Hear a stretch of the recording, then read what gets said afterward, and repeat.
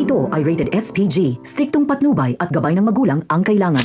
Matapos ngang masira ang pangalan ni Jenny dahil sa mga paratang ni Megan at JC, buong akala niya ay tuluyan ang matatapos ang kanyang pangarap sa showbiz.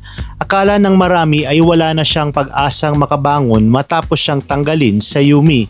Pero hindi inaasahang pagkakataon, may isang taong dumating na tila magiging bagong pag-asa niya.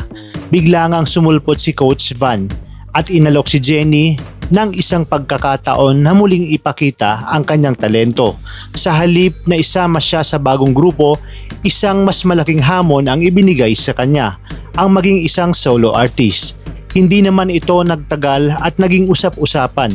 Isa sa unang nakaalam ng balita si Chika Nini na agad namang ikinalat sa social media ang umunay eksklusibong impormasyon tungkol sa bagong direksyon ng karir ni Jenny.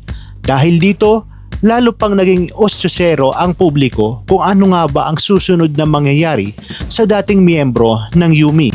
Samantala, matapos tuluyang alisin ni Monica si Jenny sa grupo, nakabalik na rin ng Pilipinas si Dara at ang kanyang anak na si Megan.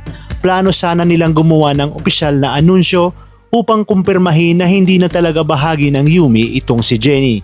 Ngunit hindi ito pinayagan ni Monica dahil ayaw na niyang lumaki pa ang kontrobersiya at mas lumala ang tensyon sa pagitan na magkabilang panig. Sa kabila ng lahat ng nangyari, mukhang hindi pa rito natatapos ang kwento ni Jenny.